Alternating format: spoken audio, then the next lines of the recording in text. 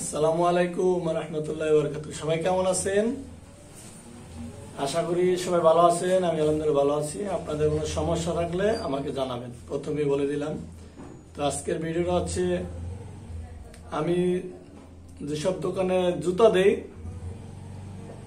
আমার আজকে গতকালকে আমাকে বলল দোকানদার যে ভাই, যা বেচা কিনা করি সব টাকা তো আপনারই দিয়ে দিই। কথাটা শুনে আমার ভালো লাগছে ভিতরে ভিতরে। তো বললাম, কেন ভাই?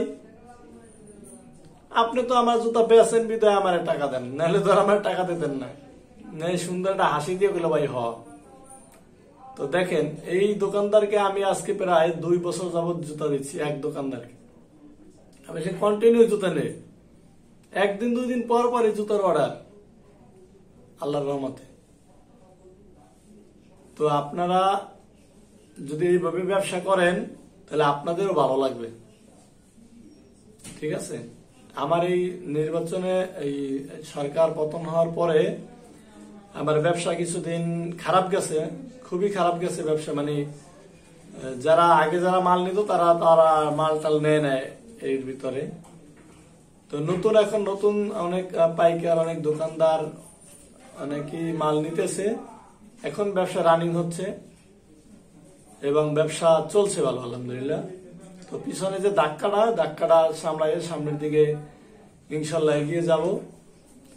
তো যে কথা বলতে চাইলাম, তো দোকানদার বলল যে ভাই, জুতা আরো লাগবে।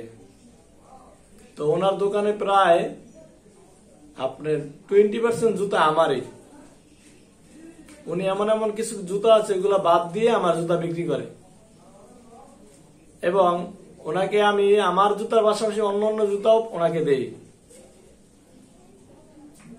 তো আপনারা এইভাবে আসলে অনেক কিছু, কিন্তু সব কিন্তু ভিডিওতে আপনাদের বোঝানো সম্ভব না। কিছু জিনিস প্র্যাকটিক্যাল আপনাদের কাজ করতে হবে, তাহলে আপনারা এটা বুঝবেন এবং সময় নিয়ে শিখবেন। তো আপনাদের যাদের অটো মেশিন আছে, যাদের ম্যানুয়াল মেশিন আছে, কোন মেশিন দিয়ে কি জুতা আপনারা তৈরি করলে ভালো বিক্রি করতে পারবেন, আমার সাথে যোগাযোগ করবেন, আমি আপনাদেরকে বলে দেব। আর যদি কাজটা শেখা লাগে, আমার কাছে আসবেন, আমার হাদিয়া দেবেন, আমি আপনাদের কাজ শিখিয়ে দেব, ঠিক আছে? আপনারা নিজেরাই জুতা তৈরি করতে পারবেন।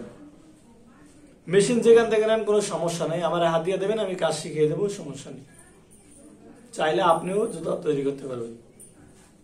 তো আজকের ভিডিওটা এ পর্যন্তই সংক্ষেপে শেষ করলাম। সবাই ভালো থাকবেন। আসসালামু আলাইকুম।